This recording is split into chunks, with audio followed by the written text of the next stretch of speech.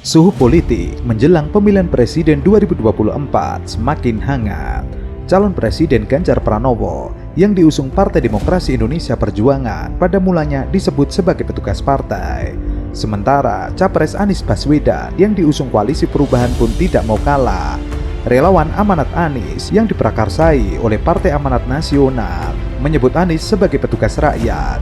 Istilah petugas partai kembali muncul dari pernyataan Ketua Umum PDIP Megawati Soekarnoputri yang secara resmi mendeklarasikan Ganjar Pranowo sebagai Capres 2024. Dengan mengucapkan Bismillahirrohmanirrohim, menetapkan Saudara Ganjar Pranowo sekarang adalah Gubernur Jawa Tengah sebagai kader dan petugas partai untuk ditingkatkan penugasannya sebagai calon presiden Republik Indonesia dari Partai Demokrasi Indonesia Perjuangan. Pengumuman penunjukan ini Megawati sampaikan dalam konferensi pers di Istana Batu Tulis Bogor. Ia mengatakan, dengan mengucap Bismillahirrohmanirrohim menetapkan Saudara Ganjar sekarang adalah Gubernur Jawa Tengah sebagai kader dan petugas partai untuk ditingkatkan penugasannya sebagai calon presiden Republik Indonesia dari Partai Demokrasi Indonesia Perjuangan.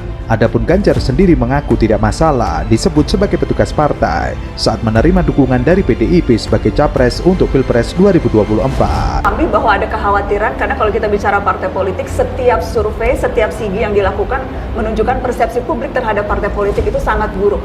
Bahkan tingkat kepercayaan terendah institusi demokrasi itu partai politik, kemudian DPR. Jadi wajar ada kekhawatiran Ganjar petugas partai tidak akan bisa bersikap independen terhadap rakyat. Wajar kan kekhawatiran itu? Semua yang menjadi kritik masyarakat, semua yang menjadi opini masyarakat dan sikap buat saya adalah wajar. Itulah mana esensi demokrasi. Terminologi petugas partai merupakan realitas yang dihadapi semua kader partai jika ingin menempati jabatan publik, sebab kader harus mendapatkan restu dari ketua partai. Ganjar mengatakan sangat nyaman kalau kita lihat orang berpartai, hampir semua partai kalau tidak ada tanda tangan dari ketum partai tidak akan bisa mendapatkan jabatan publik.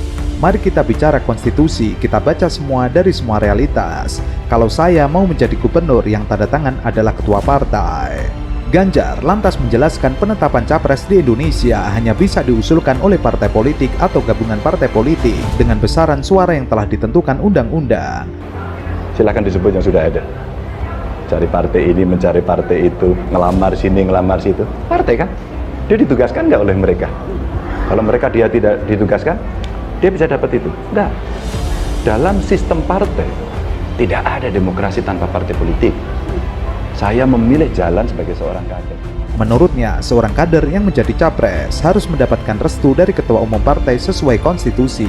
Bila tidak mendapatkan dukungan partai, ia memastikan seorang tidak bisa menjadi capres. Sementara, istilah petugas rakyat muncul dari Ketua Koordinator Nasional Amanat Indonesia. 2024 Anies Presiden. Insya Allah 2024 Anies Presiden, maka rakyat hanya minta satu hal. Apa yang rakyat minta?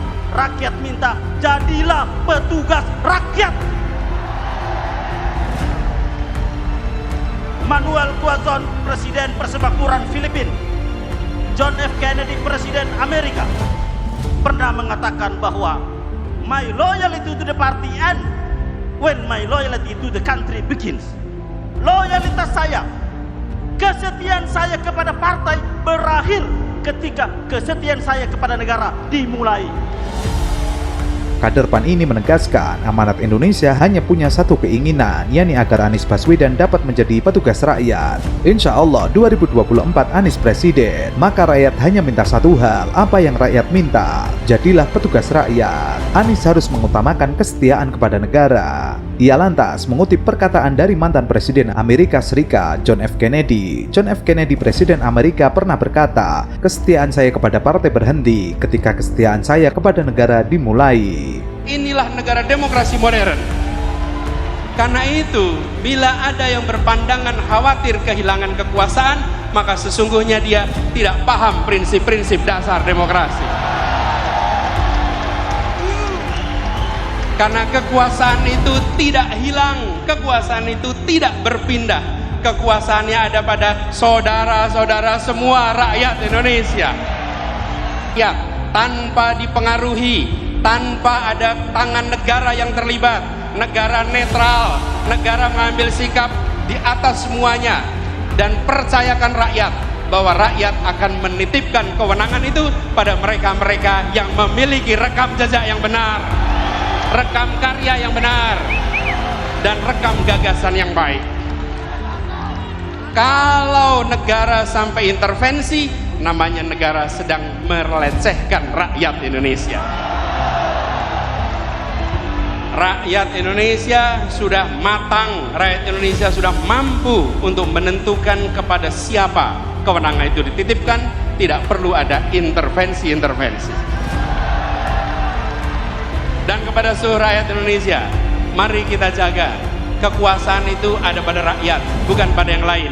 Jangan jual kekuasaan itu, jagalah kekuasaan itu sampai nanti di TPS dan sampai nanti penghitungan, bahwa ini bukan sekedar statistik hitungan, ini adalah hak saya untuk menentukan masa depan perjalanan bangsa ini.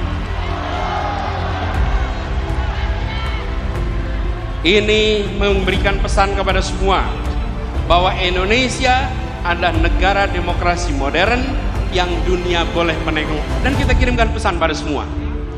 Negeri-negeri di luar sana menengok pada kita dengan rasa kagum. Kenapa mereka kagum?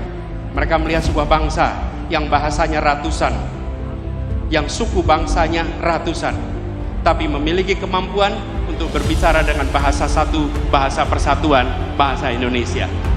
Lalu ketika mereka berdemokrasi, kita tunjukkan demokrasi dengan sikap yang matang, menunjukkan kematangan luar biasa. Mari kita sama-sama song-song kesempatan perubahan ini dengan membawa gagasan, membawa rekam jejak, sekaligus membuktikan kita semua di sini, pada diri kita, pada anak-anak dari anak-anak kita, bahwa di tahun 2024 ketika Republik ini akan menentukan arah barunya, saya tidak menjadi penonton di rumah yang tak bertanggung jawab. Saya turun tangan langsung ikut menentukan arah perjuangan Republik ini. Biarkan itu menjadi catatan bagi kita semua. Anda semua, kita semua bisa bercerita kepada diri kita, kepada anak-anak dari anak-anak kita, bahwa saya bukan menjadi warga negara yang menonton. Di tahun 2024 saya menentukan arah baru untuk Republik ini. Insya Allah niat baik ini, ikhtiar ini yang dikerjakan bersama dengan orang-orang baik, insya Allah Allah akan bukakan pintu-pintu menuju keberhasilannya. Insya Allah tahun 2024 Anies Presiden! Anies Presiden! Tahun 2024 Anies Presiden! Anies Presiden!